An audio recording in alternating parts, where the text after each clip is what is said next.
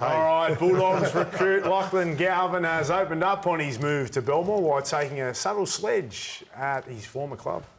It's really exciting to get in here and pretty much get all my gear now and to put on the polo and to be able to talk about it now. It's pretty exciting to run out in front of all the Doggies fans and them cheering, being on their side this time would be amazing. So yeah, hopefully get to play in that game, make my debut, and get out and watch. You've probably had a chance to spend a little bit of time with Cameron Ciraldo. What do you like about him as a coach? No, I just think he's a real leader. I think he's driving standards here that are pretty cool and something obviously I want to be a part of. They're always here for each other.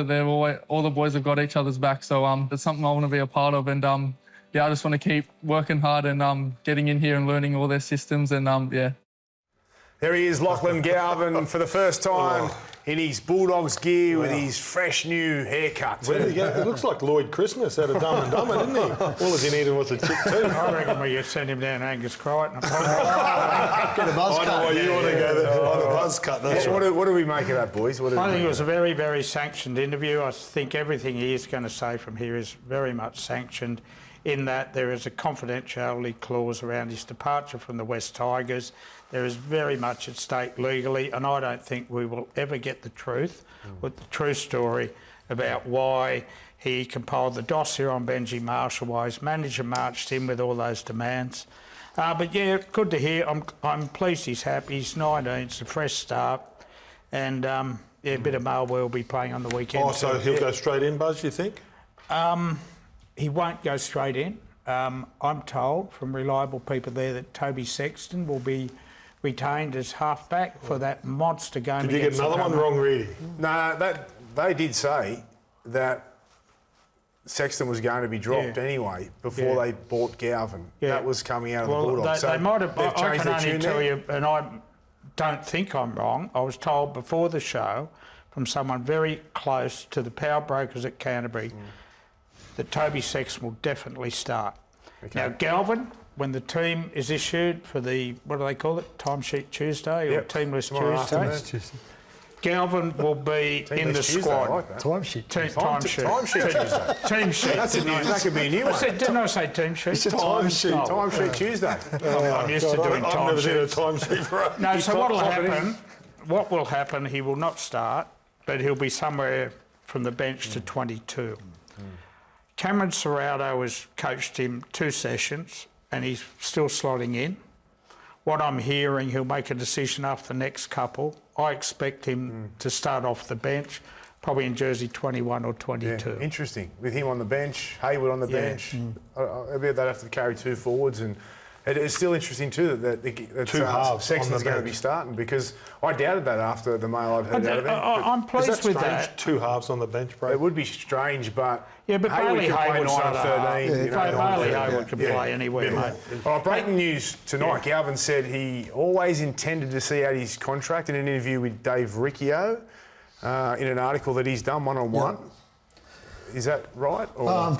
Well, we probably thought he would have to at one point, didn't he? Because it didn't look as though they'd let him go. But obviously in the background, his manager and him were agitating for a release, and maybe at one point he thought I wouldn't be able to get it. But once the legal action started, I think Braith, we said on here, it was never going to end pretty, and it was always going to end ahead of time. Do you think it was just a throwaway line? Probably. He's saying that now. Probably, he's just saying the right thing, because as Buzz said, he's very limited in what he can say, because there's a non-disparagement clause in his contract where he can't be critical of the Tigers, they can't be critical of him. Which to me, no disrespect to the situation in Lachlan, that means nothing to me listening now. I just want to watch him play footy. I just want to see him play footy, and you'll see by the evidence of how he performs in those Bulldogs colours where he's at and how committed he is, and if he's moved on or not.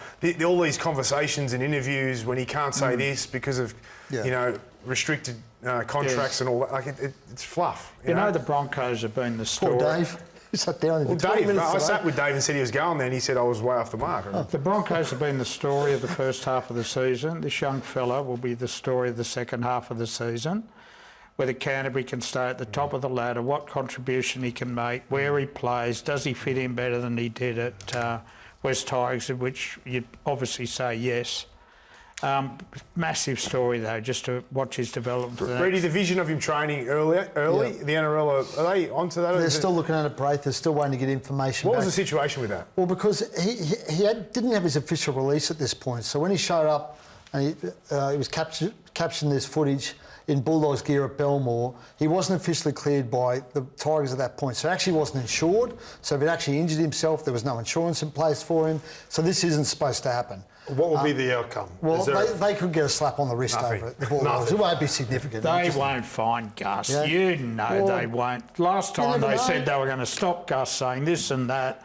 They suspended his What are you fine. making He's about still Gus? Gus wasn't even Well, there, he's the Buzz. general manager. If you're What's going your to word, find son? someone, you find the general manager. Just tell him what's your word, son. Yeah. Gould apologists continue to deny his role in Galvin's exit, but has this hurt Gus's reputation? I'll come to you, Reedy, first.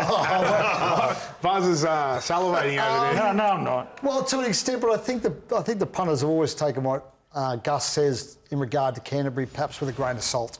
Well, I think we always have. I'm sure the people who know him best and have watched him over the years know to take what he says about the clubs he's involved with a grain of salt. But, I mean, there's no doubt it's hurt him to an extent. We saw his spat with Chamis on 100% footy, I think. A nice little piece from Chamis to Little make up suck for that, piece, wasn't it? But That I was think, beautiful. Yeah, it was touching, wasn't it? But I think I think Gus came out of that the worst. So I think, yeah, that had an impact on him. But you know, Reedy. we water off a duck's back for him. Look, as you know, I've been chipping away at Gus for several decades. No, we didn't notice, Buzz. Have you? Well, I have. The little rock hammer. The one person in the like game trying to hold this man to account, what happened to him last week was the knockout blow to his credibility. For all time. It really was, don't know, Reid. Buzz. Oh, you don't think he suffered? I think You don't think he... I think it's a little. You don't think he misled the public? Well, he probably did, but as I said, I think the public expect that from him when he's talking about his own backyard. I think they've expected that over the years. Do you think he's the pointed that out only numerous bloke in the times, game that Buzz. misleads the public? No, I don't. No. But not everyone sits on a television Fair panel point, valid point. with a job to win, which I've said, with a job to honestly inform viewers of what's going on. I think on this one he just missed the mark, and Yeah. he should have just owned the position he was in more. And he had to deal with the player. He's a head of football at Canterbury. Never states his position. Can I give you one example? Everyone knows Dally Cherry Evans is going to the Sydney Roosters next year, correct? Yes. Has Nick Politis or Trent Robinson once come out and said, he is not on our radar, we are not interested? What they've done is they've avoided the questions. They've just palmed them off. And that puts them in a position where they're not telling porkies. They're just not answering what we all know is true. And I think that's a much nicer way of doing business.